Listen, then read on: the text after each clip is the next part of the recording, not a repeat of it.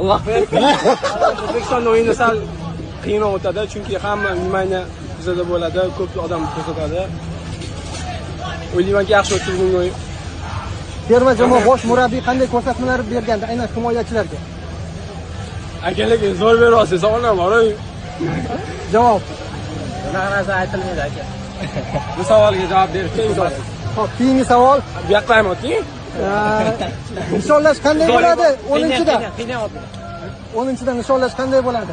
Ko'ramiz. Barcha Oldinda aytib qo'yish kerak emasmi? hozir butun O'zbekiston ko'ryapti sizni. O'zbekistonlik muxlislarga, sizning muxlislaringizga fikrlaringiz. Salom nima? Salom.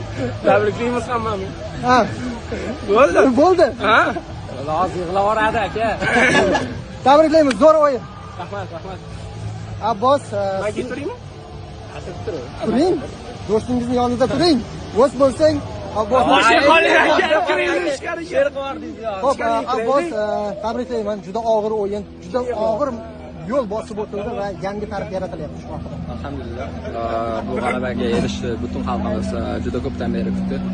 O'zbekiston futboli, O'zbekiston xalqi jahon chempionatiga chiqishga haqli edi deb o'ylayman, chunki bu ajoyib jamoa bilan chiqmasa uyat bo'lardi. Xudoga shukr, bu uddaladik. Alloh bersin. Ko'tarib olib ketdi.